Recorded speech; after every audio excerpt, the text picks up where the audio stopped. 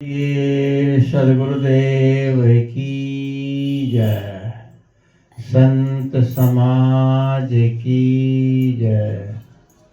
मेरे आध्यात्मिक एवं व्यवहारिक जीवन के आत्म प्रेरणा स्रोत मेरे परमराते सदगुरुदेव एवं इस सत्संग सभा स्थल में बैठे हुए मेरे धर्म प्रेमी सज्जनों, ममतामय माता बहनों व नन्हे मुन्ने प्यारे बच्चों,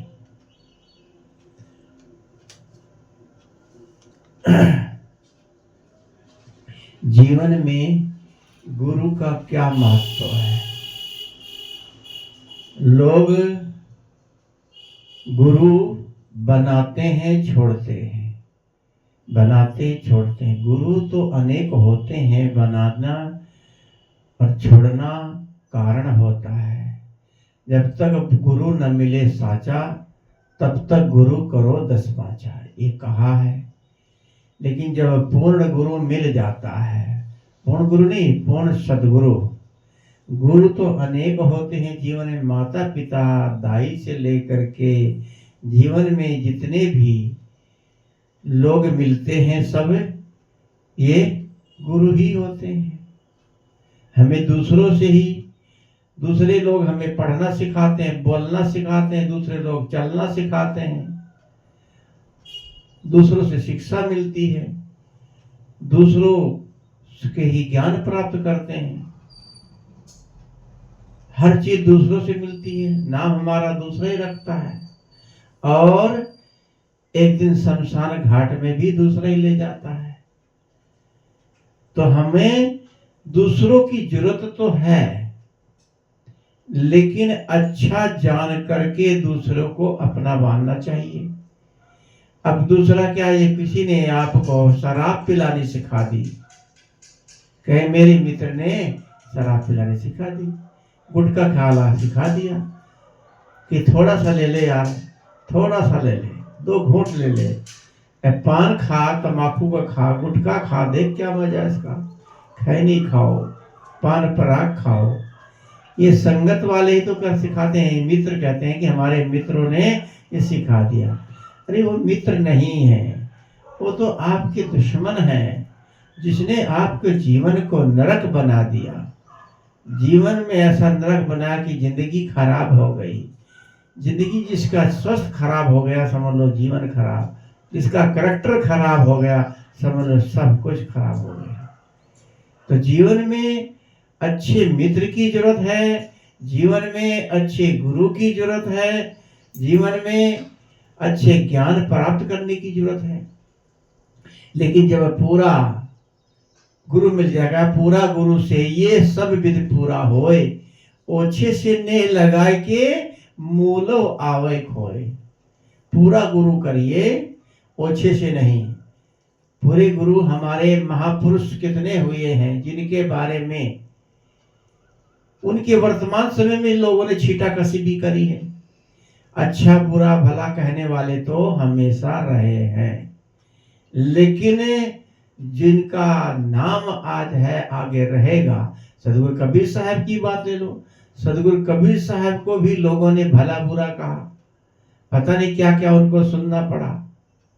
और किसकी बात करें, हमारे जितने महापुरुष हैं, आज वर्तमान के सदगुरु इस युग के रहे हैं महापुरुष विशाल साहब। विशाल साहब के बारे में भी उनके नजदीक रहने वालों ने पता नहीं क्या क्या कहा है। और आज भी यदा कदा कहीं न कहीं मूर्ख जो होता है वो छीटा कसी कर ही देता है। अपने ज्ञान को ऊंचा दिखाने के लिए दूसरे को नीचा दिखाते हैं। किसी की प्रशंसा करो कि बहुत अच्छे संत हैं, हाँ अच्छे तो हैं, लेकिन ये शब्द लगा देते हैं। हमारे सदगुरु अभिलाष साहब, उनके ऊपर कोई छिट दाग नहीं, एकदम निष्काम पुरुष, ऐसा महापुरुष की उनको कहा जाए आज के वर्तमान के दूसरे कबीर हैं।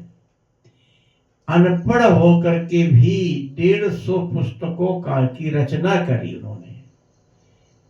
इतना ज्ञान, अंग्रेजी में भी कुछ ज्ञान हुआ, अंग्रेजी में भी लिखा, हिंदी तो जानते ही थे, संस्कृत के पूरे बचपन में ही उन्होंने तो वेद को पढ़ना शुरू कर दिया था, 6-7 साल 8 साल की उम्र में ही। ऐसे महापुरुष के बारे में भी, उनके नजदीक रहने वाले, उनसे दूर रहने वाले, कहीं न कहीं कमियां निकालते रहे हैं। क्योंकि जो ज्यादा प्रसिद्ध हो जाता है उसको सहन नहीं होता। चेला प्रसिद्ध हो गया, गुरु को भी ईर्ष्या होने लगती है कि चेले की पूछताछ ज्यादा हो रही है, हमारी इतनी नहीं हो रही है। लेकिन गुरु तो गुरु है। सदगुरु बिलास साहब जी हमेशा नम्र रह के अपने गुरु के शरणों में समर्पित रहे जीवन भर, और अलग से आश्रम बना करके भी गुरु की मर्यादा को बराबर निभाया। लेकिन कहने वाले, निंदा करने वाले की कमी नहीं होती, कहीं न कहीं कटाक्ष करते रहते हैं। गुरु की, अपने गुरुओं की भी लोग निंदा करने लग जाते हैं। जैसे बुरहानपुर के संत हुए हैं, सदगुरु श्री राम स्वरूप साहब हुए हैं, इतने उनका नाम है, निष्काम पुरुष, क्रमणीय। काशी साहब हुए, वो भी बुरहानपुर से, साफ सफाई इतनी, दो दांतों ने कोई करके फेंक दे, उसके दांतों उठा करके दूर फेंक देते थे, छत टूट जाती थी खुद स्वयं रिपेयरिंग करते थे। और पारक सिद्धांत का पूरा स्वरूप उन्होंने काशी साहब ने दिया। राम स्वरूप साहब के अनेक शिष्य रहे हैं, लेकिन सब संतुष्ट नहीं सबसे होते हैं। सबके अंदर अपना अपना जीवन होता है, अपने तरीके से जीना चाहते हैं। लेकिन सदगुरु संत जो होते हैं, कभी शिष्य को शिष्य नहीं बनाते, गुरु बनाते हैं, उसको पक्का कुंदन बनाते हैं। और कितने शिष्य जो है उनके रहनी सहनी को देख करके कि इतना यहाँ अनुशासन बहुत कड़ा है, यह है, छोड़ करके दूसरी के भाग जाते हैं। कभी भी गुरु बुरा नहीं चाहता। एक शिष्य था, शिष्य अब सो रहा था और गुरुजी भी वही पास में सो रहे थे, जमीन पर आसन था। तो उधर से गुजरता हुआ एक सांप आ रहा, नाग आ करके उनको उस शिष्य को, उस बच्चे को, लड़के को 15-18 का था, काटना चाहा। तो एकदम गुरुजी उठे, कहे भाई रुको, इसको क्यों काटने जा रहे हो? कि इसमें अपना बदला लूंगा, इसका खून चूसूंगा, इसने मेरे को कष्ट दिया है, इसका बदला लेने आया हूं। कहे तुम्हें खून चाहिए? कहे हाँ। कहे रुको, मैं खून देता हूं इसका। तो उसकी छाती पे चढ़ के चक्कू लेकर के गुरुजी बैठ गए और उसकी गर्दन से चाकू काट रगड़ने लगे। तो उसकी आंख खुल गई। गुरुजी छाती पे बैठे मेरी और चाकू लेके बैठे हैं। तो उसने आंखें बंद कर ली, आंखें बंद कर ली और गुरुजी ने चाकू से उसके गर्दन से, गले से काट करके खून कटोरी में डाल के सांप को दे दिया और पी करके चला गया। तो इसके बाद गुरुदेव ने कहा कि भाई मैं तुम्हारे साथ ऐसा किया, तुम बोले भी नहीं, मेरे को कुछ कहा नहीं, गुरुजी ये क्या कर रहे हो? कहे गुरुदेव मैं कैसे बोल सकता था, मेरे गुरु हैं, मैंने सोचा कहीं न कहीं कुछ ना कुछ मेरा हित होगा जैसा गुरुदेव कर रहे हैं, तो मैं क्यों बोलूं? मुझे ऐसा लगा गुरुदेव मेरा कभी अहित कर ही नहीं सकते, तो गुरु कभी किसी का अहित नहीं कर सकता, ये जान के रहिए। तभी तो कहा है गुरु गूंगे गुरु बावरे, गुरु के रहिए आस, गुरु गूंगे गुरु बावरे, गुरु के रहिए आस। और गुरु जो भेजे नरक में, गुरु जो भेजे नरक में, स्वर्ग की रखिए आस। चाहे गुरु गूंगा हो, चाहे बावरा, पागल लगता हो देखने में, और गुरु पर आशा रखो, गुरु हमारा कभी अहित नहीं करेगा। अगर गुरु नरक भी भेजता है तब भी सोचिए ये स्वर्ग ही भेज रहा है। ऐसे नारद मुनि विष्णु भगवान से मिलने गए थे, मिलने गए तो वहां पर जो है कि बैठे रहे। जब चलने लगे तो विष्णु भगवान ने लक्ष्मी से कहा कि लक्ष्मी, ये नारद जहां बैठे थे, तुम जाओ इसको गोबर से लीप दो। और वो नारद जी सुन लिए, नहीं उतरे थे जैसे वहां से निकले। लक्ष्मी को कहा लीप दो। इतने में नारद जी वापस आ गए कि गुरु जी, भगवान आप ये क्यों ऐसा कह रहे हैं कि मैं यहाँ बैठा था और यहाँ लिपाई कर दो, अशुद्ध हो गई जगह। कहे हाँ, कहे आपने मेरा सम्मान बहुत किया और जाते समय अपमान वाली बात सुनी मैंने। कि देखो आप एक संत रूप भेष में है, मैंने इसलिए सम्मान किया। और आपने जिस जगह बैठे थे, आप जो है कि गुरुमुख नहीं है, मनमुख है, आपने गुरु नहीं किया है, इसलिए आप जो है कि अशुद्ध है। तो कहे मैं गुरु किसको बनाऊं? तो उन्होंने कहा जाइए, एक जो सुबह सुबह तुम्हें मिल जाए उसी को गुरु बना लेना। सुबह सुबह जब उधर से घूमते निकल रहे थे तो एक मछेरा मछली मारने तालाब पे जा रहा था, मार रहा था। तो वहीं पहुंच गए कि ये तो मिल तो गया, तो मच्छी मारने वाला है। तो उसको गुरु कहे भाई मैं तुम्हें गुरु बनाऊंगा। कहने लगे नहीं भाई, मैं गुरु में चेला नहीं बनाता, मैंने गुरु बनू। कहे जबरदस्ती बनाना पड़ेगा। तो ज्यादा जिद करने लगे, पैर पकड़ने लगे, तो बना लिया चेला और गुरु बना के भगवान के पास आए कि गुरु भगवान मैंने गुरु बना लिया है। कहे कि अच्छा बना तो लिया, पर मछेरा है, कुछ नहीं, उसको ज्ञान क्या देगा मेरे को, उसको कुछ ज्ञान नहीं, मच्छी मारता खाता है, बेचता है। तो गुरु जी भगवान ने कहा, विष्णु भगवान ने, कि जाओ तुम 84 भोगोगे, 84 लाख योनि। तुमने गुरु की निंदा कर दी। गुरु चाहे जैसा भी था, तुमने ऐसा नहीं कहना चाहिए था। तो पैरों में पड़ गए विष्णु भगवान के, कहे मुझे क्षमा करो, मुझे 84 लाख योनि में मत डालो, मैं जो है कि क्षमा मांगता हूँ। कैसी क्षमा मेरे पास नहीं है। गुरु के पास जाओ और गुरु ही तुम्हें रास्ता बताएगा जिसकी निंदा करी है। और दौड़ करके गए, गुरु जी मच्छी मार रहे थे, वहीं जाल बिखा रखा था, बैठे थे, जाके पैरों में लिपट गए कि क्या हुआ? कहे गुरु जी मैंने आपकी निंदा कर दी और ऐसे ऐसे मेरे को विष्णु भगवान ने श्राप दे दिया कि तुम्हारे को 84 लाख योनि भोगना पड़ेगा। अब मुझे गुरु जी माफ कर दीजिए, क्षमा कर दीजिए। अब गुरु को चाहे जैसा भी हो, गुरु के अंदर दया आ जाती है, कठोरता नहीं होती। तो उन्होंने कहा ठीक है, चलो। कान में मंत्र बता दिया उनके कि देखो ऐसा है, तुम उनको जा करके कहना कि भगवान तुम 84 लाख योनियों की का नक्शा बना दो। ये बात मेरे को आज से नहीं कहा जाए कि 50 साल से पहले मेरे पिताजी ने इस कहानी सुनाई थी, ये स्मरण हुई।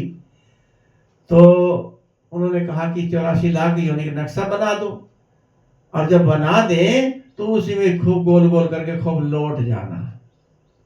फिर बस मैंने 84 लाख योनि भोग लिया। तो गए तो विष्णु भगवान से कहा ठीक है, गुरु जी ने मेरे को भेजा आपके पास, मुझे 84 लाख योनि जितनी जैसे बनी है उसका नक्शा बना दो। उन्होंने उसका नक्शा बना दिया जमीन पर, और नारद जी उसी में लेट गए, घूमने लगे गोल गोल इधर उधर उसमें। तो ये कहे क्या कर रहे हो? कहे मैं इसमें 84 लाख योनि भोग रहा हूँ, भोग करके घूम करके सब में और आ गए। कहे मैं 84 लाख योनि भोग लिया। कहे बड़े चतुर हो, ये किसने तुम्हें शिक्षा दी? कहे गुरु जी ने। कहे देखा ये रास्ता किसने बताया? तुम्हारे उसी गुरु ने बताया। तो गुरु जो होता है मार्ग सही बताता है। गुरु बिना किसी विधि भी तरा नहीं जा सकता। कहा है तीरथ गए एक फल, तीरथ गए एक फल, संत मिले फल चार, सतगुरु मिले अनेक फल, कहे कबीर विचार। तीरथ में जाने से एक फल मिलता है, और संत मिलने से 4 फल मिलता है, और सदगुरु के मिलने से अनेक फल की प्राप्ति की, पूरा जीवन की मुक्ति का, कल्याण का रास्ता बता देता है। इसलिए अनेक फल।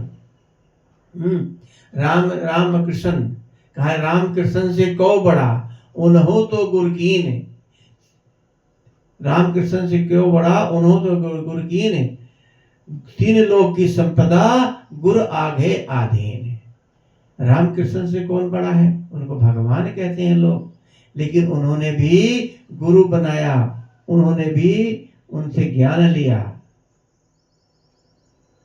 ईश्वर को जानना, ईश्वर कौन है उसको परमात्मा ही तो गुरु तो बताता है। ईश्वर को पाने के लिए गुरु गोविंद दो खड़े, काके लागो पांव, बलिहारी गुरु आपने गोविंद दियो बताए। ईश्वर को पाने का रास्ता गुरु ही बताता है। एक कलाकार था, कलाकार ने भगवान से कहा कि भगवान तू भी कलाकार है और मैं भी कलाकार हूं, तू भी आदमी लोगों को बना बना दुनिया में भेज रहा, और मैं भी आदमियों की मूर्तियां, देवी देवताओं की, भगवानों की, सबकी मूर्तियां मैं भी बनाता हूं, लेकिन लोग मेरी मूर्तियों को बनाई मूर्तियों को पूजते हैं और उसके आगे मत्था टेकते हैं, उससे भोग मोक्ष मांगते हैं, और आपकी मूर्तियों से लोग घृणा करते हैं और आपस में प्रेम नहीं करते, और जो है कि ना कुछ कामना रखते हैं, आपसे इतना प्यार प्रेम नहीं करते।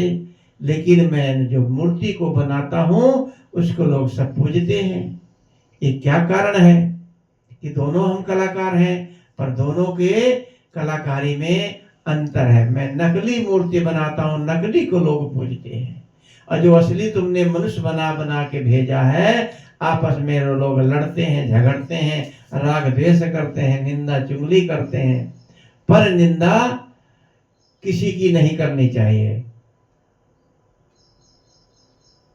पर कहा पर निंदा किए थे आवत नहीं कछु हाथ, मूर्ख पर्वत पाप को ले चल अपने साथ। मूर्ख पर निंदा किसी की नहीं करनी चाहिए, कहीं वो मूर्ख है जो पर्वत के समान पाप अपने ऊपर चढ़ा लेता है।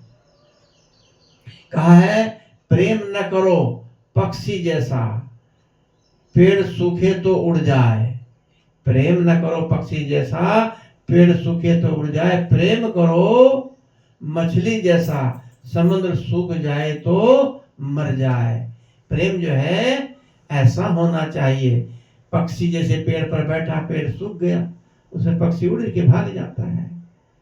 लेकिन मछली समुद्र में रहती है, कहीं तालाब में भी रहती है, अगर पानी सूख जाता है तो मछली उड़ के कहीं नहीं जाती, कूद के उसी में ही अपने प्राण दे देती है। तो प्रेम भी ऐसा करो कि प्रेम जो है, यानी थोड़ा प्रेम कर लिया, थोड़ी लड़ाई हो गई, झगड़ा हो गया, और प्रेम तोड़े, कहे कि तुम मेरे से दूर हो जाओ, मैं तुम्हें तलाक देता हूं, तो मैं तलाक देती हूं। थोड़ी थोड़ी बातों पे तलाक होते, बाद में फिर पछताना होता है, रोना होता है। तो ये प्रेम की परिभाषा समझनी चाहिए। प्रेम कहा है, प्रेम न बाड़ी उपजे, प्रेम न हाट बिकाए। प्रेम कहीं बिकता नहीं, किसी बाजार में नहीं, प्रेम हृदय में बसता है। तभी सदगुरु कबीर साहब ने कहा कि पोथी पढ़ पढ़ जगमुआ, पंडित भया न कोई, 2.5 अक्षर प्रेम का पढ़े सो पंडित होए। तो 2.5 अक्षर प्रेम का पढ़ो। प्रेम भाईचारा, हमारे अगर पशु 100 पशु हाँक दो, सब आपस में आराम से चले जाते हैं, चाहे बकरी हो, भेड़ हो, पशु हो, गाय हो, आराम से सब सैकड़ों पशु चले जाते हैं, ऐसे नीचे सिर करे, आपस में कोई भिड़ते नहीं, टकराते नहीं। लेकिन अगर कहीं पब्लिक की भीड़ चलने लग जाए तो एक दूसरे के ऊपर चढ़ बैठते हैं, गिरा देते हैं, भागा दौड़ी इतनी कि एक दूसरे को दबा करके मार करके वो आगे बढ़ जाते हैं। कुंभ में कितना तूफान मचा था, कितने लोग दब गए थे, मर गए थे, और भगदड़ इतनी मची थी कितने लोग उठ नहीं पाए, कई लोग उठाने लगे तो उनको भी दबा दिया। इतना ये हाल है हमारे धर्म क्षेत्र, भारत धर्म का ही हाल है। भारत देश में, विदेशों में ये सब कुछ नहीं है। सब अपने तरीके से जीते हैं, अपने तरीके से चलते हैं। कोई भगवान वगैरह वहाँ उतारी नहीं मानते किसी को, लेकिन वहाँ अमीरी है, प्रेम भी है और आपस में सम्मान, सभ्यता, सब कुछ है। लेकिन हमारे यहाँ जितने अवतार हैं, जितने भगवान हुए, ये सब होने के बावजूद भी आज हम इंसान नहीं बन पा रहे हैं। पहले हम इंसान बने, भगवान तो बाद में बन जाएंगे। तभी कहा सद्गुरु ने कि आदत बुरी सुधार लो, बस हो गया भजन, मन की तरंग मार लो, बस हो गया भजन, आए हैं कहाँ से ये जान लो, बस हो गया भजन। इन शब्दों के साथ अपनी वाणी को यहीं पर विराम देता हूँ। बोलिए सद्गुरुदेव की जय। वंदन है जी गुरुदेव।